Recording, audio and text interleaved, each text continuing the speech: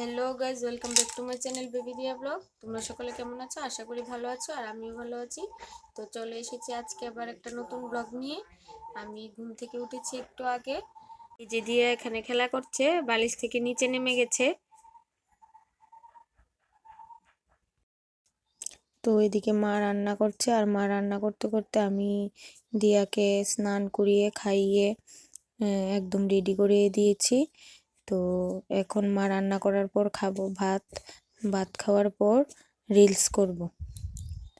তো এখন বাবা দিয়াকে নিয়ে হাঁটছে, কারণ আমি ভাত খাচ্ছি আর দিয়া বাবার কোলে। আমি মাত্র রিলস করে এসেছি, এখন ড্রেসটা চেঞ্জ করব।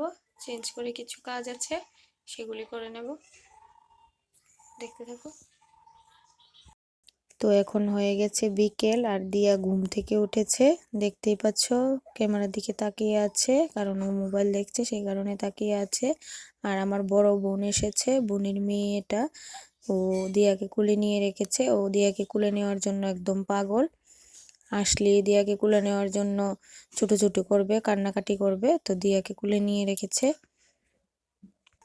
আর এখন আমি কাটছি পেঁয়াজ রসুন, এগুলো কেটে নিচ্ছি, কারণ আমার বর আমাকে ফোন করেছে, বলেছে আসবে আজকে রাতে। তো আসার সময় নাকি ও কিছু আয়োজন নিয়ে আসবে। ও নাকি চিকেন পোলাও খাবে, চিকেন নিয়ে আসবে আসার সময়। আমাকে বলেছে এগুলো রেডি করে রাখতে। তো আমি এগুলি আগে থেকেই কেটে রেডি করে রাখছি, মশলাও করে রাখবো, রেডি করে রাখবো। ও আসলে করে দেব। রাতের খাবার আজকে হবে চিকেন পোলাও।